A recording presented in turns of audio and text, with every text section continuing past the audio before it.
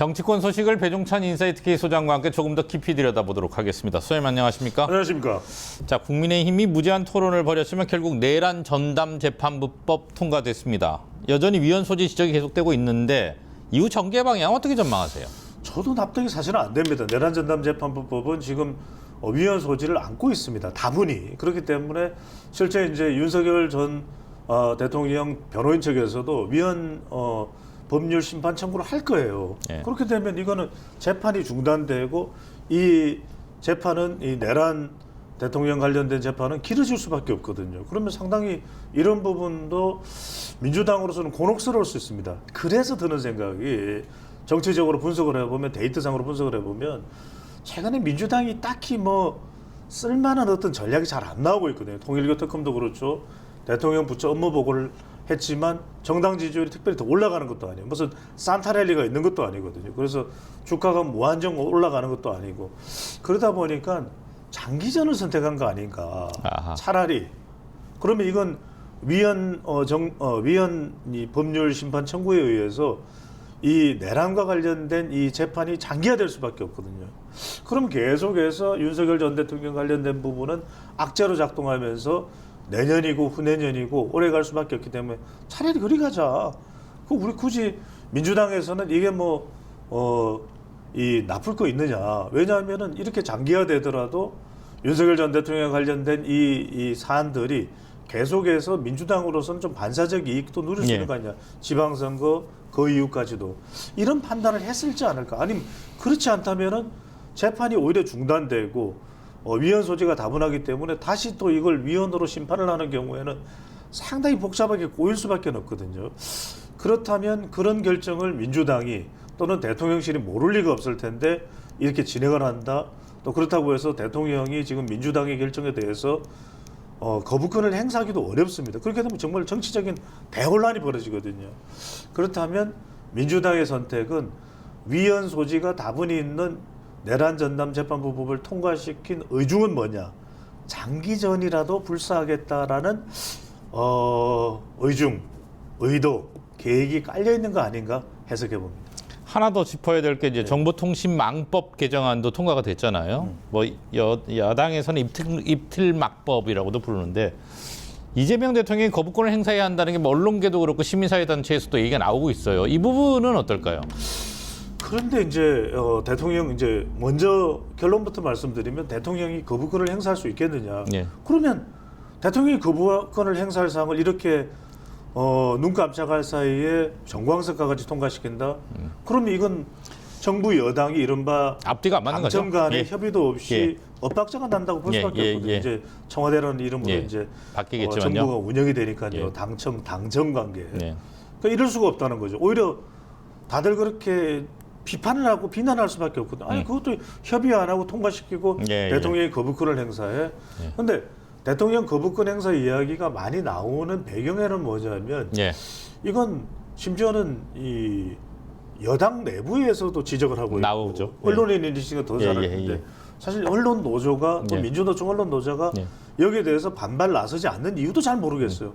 이건 성명이 나오긴 했습니다. 나오기는 했습니다만 그 정도로는 뭐 충분하지 않아요. 더 결사항전을 해야 된다는 이야기도 나올 정도고 심지어는 시민단체인 참여연대에서도 극도로 지금 반발을 하고 있거든요. 그런데 이 내용이 뭐냐면 실제로 이전에 헌법재판소의 판례와도 불일치하는 겁니다. 그러니까 이른바 이제 단순한 실수나 착오에 의한 그런 잘못된 이 보도에 대해서도 이건 가짜 뉴스다 처벌을 할 수가 있는 거예요.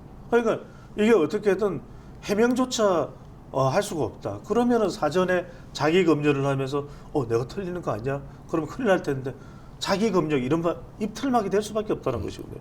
심지어는 이게 일종의 미국과 같은 나라도 민사소송에만 그치는 경우들이 많습니다. 왜냐하면 언론 보도를 자유를 표현의 자유라는 것이 우리 헌법에 보장된 국민의 기본 권리 아니겠습니까? 그래서 그것이 우리가 가지고 있는 언론의 사명인 것이고.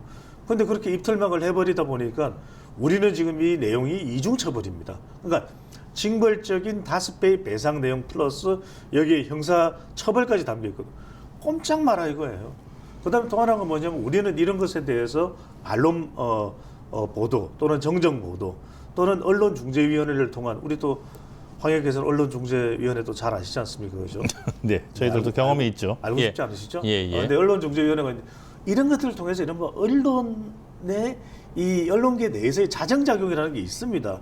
그럼에도 불구하고 이렇게 처벌로 그냥 규정지어 버린다. 그러면은 앞으로 향후에 대한민국의 언론의 자유라는 거 입틀막이 되는 거 아니냐라는 이야기가 나올 수밖에 없습니다. 여기다가 이번에는 포함이 되어 있지 않고 언론중재법이라는 것은 말 그대로 평론가 그다음에 이 논평에 대해서도 심지어 이건 의견입니다.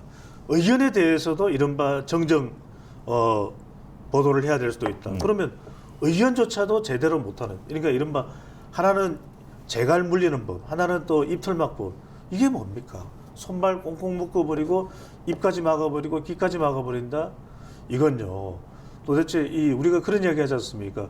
윤석열 전 정부를 가장 공격했던 주요 내용 중에 하나가 바로 언론 문제를 지적했던 것이거든요. 그러면서 뭐 어디 핀란드인가 어딘가 하는 거 언론 지표 봐라, 이게 순위가 낮아지지 않냐. 근데 이걸 본 만약에 그 세계의 언론 이 자유 프리덤 인덱스 같은 곳에서 이런 걸 본다 그러면 어떤 지적을 하겠습니까? 이게 대한민국이 과연 언론의 자유가 있어요? 표현의 자유가 있어요?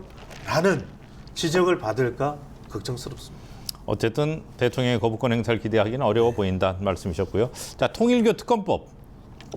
여야가 이제 추진하기로, 정확하게 말하면 여당이 전격 수용을 했는데 네. 이게 속도가 안 나는 것 같아요. 세부 사항을 놓고는 완전히 동상이몽인 것 같습니다. 그러니까요.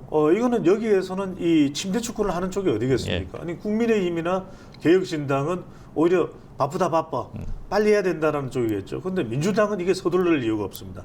앞서 이제 내란 전담 재판부 법에 대해서도 일종의 장기전을 선택하고 있는 거 아닌가, 위헌 소지가 있음에도 불구하고 말씀드렸는데 이거 역시 마찬가지예요.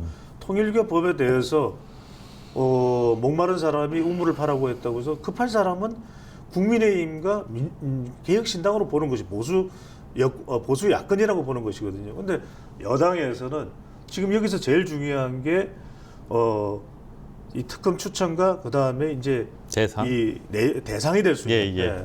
김병기 원내대표는 그랬어요. 이걸 빨리 가는 것이 속도가 중요하다고 했음에도 불구하고 지금 자기 코가 열자기 때문에 김병기 원내대표가 움직이는 힘들 테고, 민주당의 반응을 보면 지금 특검 추천에 대해서도 심지어 민변 이야기를 해요. 그러면 민변 이야기하면 이거 국민의힘이나 개혁신당에서 받아들일 수 있겠습니까? 말 그대로 이건 그 민주당에서 결정하는 거나 다름없네. 특검을 그러면 기존의 내란 특검, 김건희 특검, 해병대 특검 다를 바가 없죠. 그러니까 이건 편향적이다. 그래서 갈 수가 없는 것이고, 지금 심지어는 대상에 대해서도 아니 신천지도 다루자, 뭐 다른 종교도 다루자는 이야기. 그러면 대순진리교도 다루고 뭐 다 다룰까요? 이거는 말이 안 되는 거죠. 그러니까 통일교만 다뤄야 되는데 국민의힘과 연관이 있을 듯한 다른 종교까지도 이제 끌어다니는 것이거든요. 게다가 지금 2022년에 대선 때 윤석열 후보와 또 통일교가 어떤 건 그걸 집중 파헤치자 이렇게 이야기를 하고, 심지어는 민중기 특검을 빼자는 것이거든요. 근데 항행크나 우리 시청자분들이 아시겠지만 정말 이 통일교 특검의 핵심 중에 하나는 여러 개가 있겠지만 핵심 중에 하나는 민중기 특검이에요. 왜 지난 8월 달에 이 내용을 윤영호 전 세계본부장, 통일교 세계본부장의 진술을 통해서 알았음에도 불구하고 문기적 해서 거의 뭉개버릴 생각도 있었던 거 아니냐라는 의심을 받잖아요. 그런 민중기 특검을 수사하지 않고서 어떻게 통일교의 이 진실을 밝혀낼 수 있냐, 이런 지적을 받을 수밖에 없거든요. 그럼에도 불구하고 민주당이 선뜻 이런 부분에 전격적으로 여론이 아주 높음에도 불구하고 합의해주지 않는 이유는 장기전을 선택하는 거죠.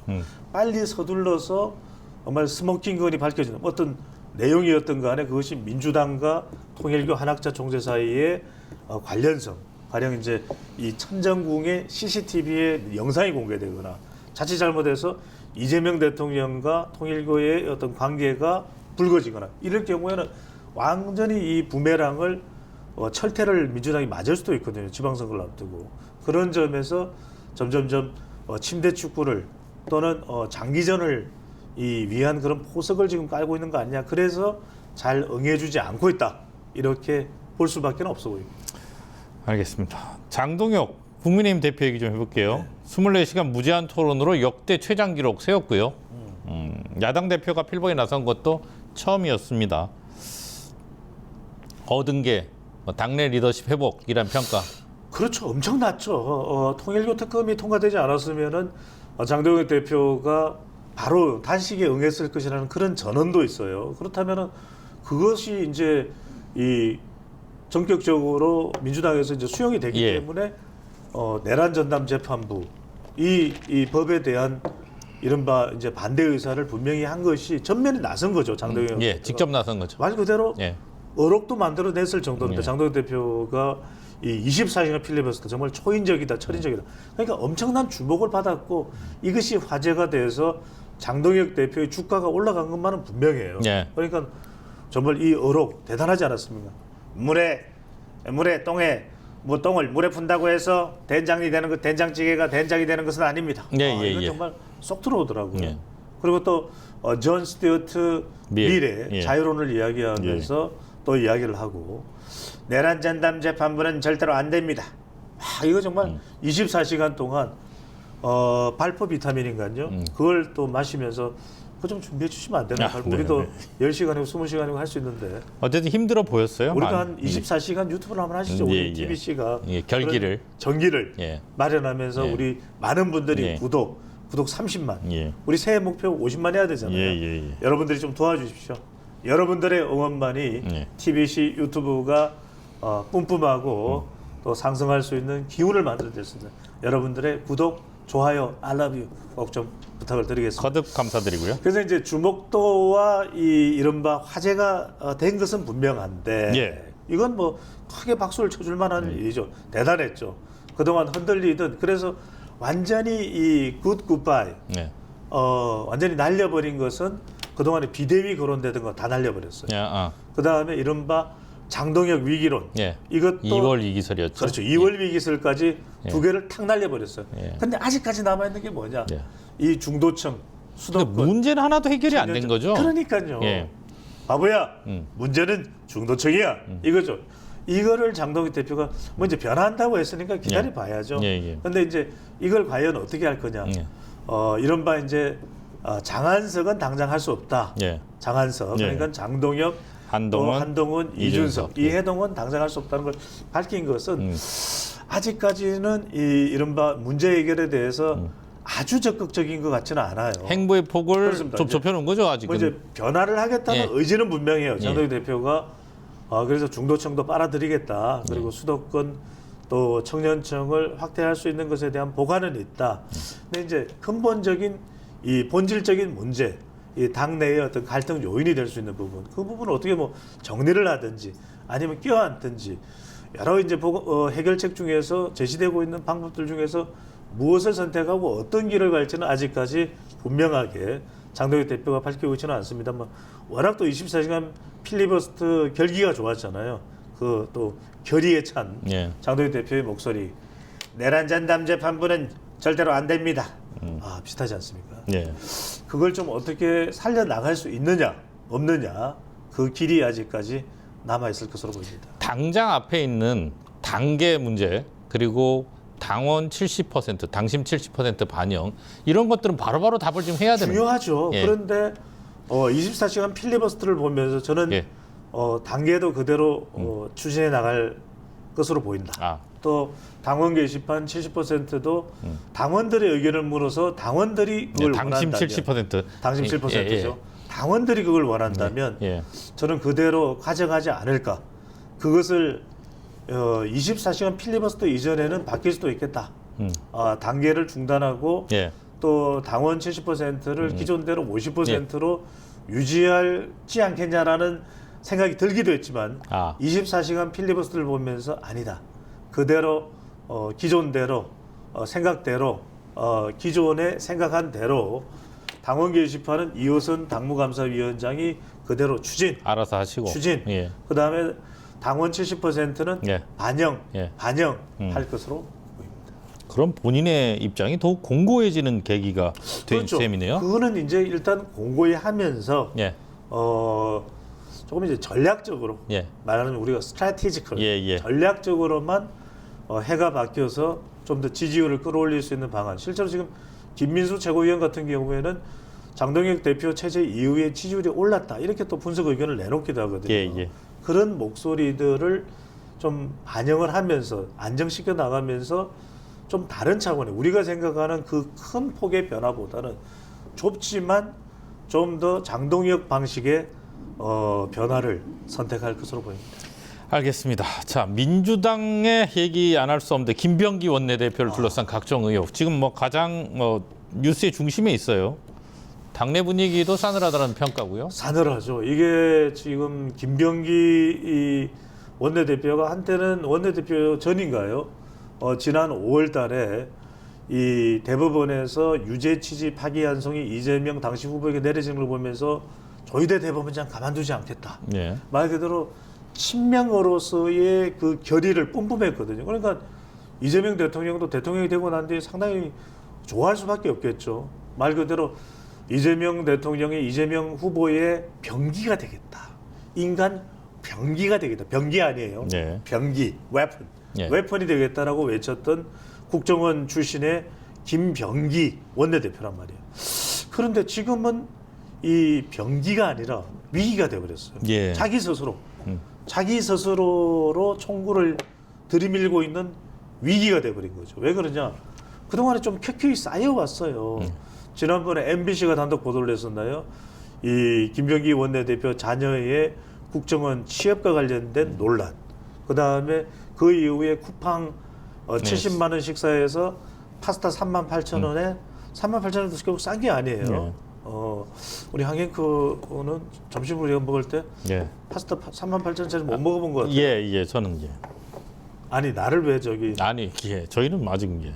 사줄 생각도 없어요? 예, 아니 너무 비쌉니다. 네, 알겠습니다. 예. 자, 지금 비싸다 그랬잖아요. 예. 그러니까 그걸 나는 38,000원짜리예요. 에게게 한 게 안 먹힌단 말이에요. 예, 그것도 예. 또 논란이 예. 또 누적이 된 거죠. 예. 근데 이번에 대한항공의 또 숙박권과 항공권 예. 지금 또 터져 나온 것이 보좌진으로부터의 또 베트남 예.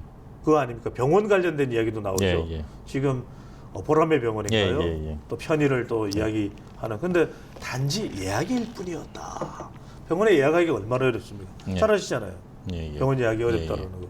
근데 이런 것들이 이제 켜켜이 이제 누적됐던 내용들이 나오는데 과연 이것을 보좌진과의 어떤 갈등에서 온 그러니까 보좌진을 어떤 문제에 의해서 어떤 과거의 보좌진의 행실에 의해서 이 사람을 쫓아냈는데 그것도 지금 공개를 했어요. 예. 김병기 원내대표가 네. 과거에 뭔가 이 사람이 했던 행동이 좀 부적절해서 정리가 됐는데 그게 또 이 원한을 품고서 지금 달려드는 거 아니냐. 그런데 그렇게만 보기는 어려운 게 보좌진과의 관계. 대체로 이제 우리가 이전에 있었던 강선우 민주당 의원의 보좌진 갑질에서는 보좌진과의 어떤 갑질 관계가 의혹의 중심이었지만 지금은 여기 기업이 등장해요. 병원이 등장해요. 국정원이 등장해요. 이런 부분들은 쉽게 주변에서 이른바 공정과 정의를 외쳐왔던 민주당의 그 부르짖음에 이 이른바 싱크로 되기가 일치되기가 매우 어렵거든요. 이런 부분들이 박지원 의원도 원내대표 처신을 잘해야 된다. 이런 얘기가 나오는 걸 보면 더군다나 지금 정청래 대표까지도 상당히 난망한 상황이 돼버렸어요. 이춘석 의원도 그랬죠. 지금 또 문진석 의원도 그렇죠. 여기다가 김병기 원내대표까지. 가뜩이나 자기도 어려워 죽겠는데 진짜 이게 사람이 어려울 때 주변 사람들까지 힘들게 만들면 미치고 돌아버리거든요. 그런 경험들 하셨잖아요. 그런 상황이 지금 벌어지고 있고 말 그대로 지금 김병기 원내대표가 처한 상황은 사면초가다. 파장이 좀 가겠네요. 이건 엄청난 파장이죠. 그래서 원내대표로서의 직을 수행하기가 조금 어려울 수도 있겠다. 그러다 보니까 나오는 것이 이른바 이거는 어디까지나 우리가 이제 유튜브이기 때문에 추론적 분석에서 말씀드립니다. 최근에 통일교 특검 관련해서는 전재수 의원, 전 해양수산부 장관 지금 내부의 어떤 논란들 뭐 대한항공 쿠팡 관련해서는 또 김병기 원내대표 친문계죠. 이른바 친문의 순환 시대가 아닌가. 뭔가 친문의 순환 시대인 이유가 있을 법도 하다. 지금 더군다나 광의의 어떤 넓은 의미의 친문계로 분류되는 것이 정청래, 또 김어준, 또 뭐 친문계의 핵심이라고 한다면은 또 문재인 전 대통령까지 번지는 거 아니냐라는 해석도 나오고 있습니다. 알겠습니다. 유튜브니까요. 여러 가지 얘기를 하시는 걸로 너튜브입니다. 여러분들 구독, 이해하겠습니다. 좋아요, 알러뷰, 예. 좋아요 사랑합니다. 많이 좀 보내주십시오. 자, 마지막 질문 짧게 하겠습니다. 민주당 최고위원 보궐선거 뭐 처음부터 시작할 때부터 이제 친명 대 친청 얘기했는데 1차 합동 토론회, 합동 연설회에서 더 이제 격화되는 구체화되는 지금 네. 유동철 동의대 교수는 예. 완전히 이 문종복 다른 후보자하고 완전히 대립각을 세웠잖아요. 왜냐면 부산시당 예. 위원장 선출 문제 관련해서 네. 그리고 정청래 대표를 물러나라고 이야기했던 사람이 바로 유동철 또 이번에 보궐선거 후보자예요. 그러니까 지금 이게 친명계와 친청계의 충돌 전쟁 끝장판이 벌어지고 있는 거죠. 네. 그런데 이 상황에서 누가 이길까요? 예. 이거는 안 봐도 비디오, 안 들어도 오디오예요. 네. 대통령이에요. 예. 대통령을 어떻게 이깁니까? 못 이기잖아요. 그러니까 지금 엎친 데 덮친 격, 불난 집에 부채질 예. 이런 상황이 정청래 대표를 향해서 벌어지고 있는 겁니다. 조금 그러니까 전에 얘기한 김병기 원내대표 건도 그렇고 뭐 그 말씀이신 그렇죠. 거죠. 예. 아니 유동철 예.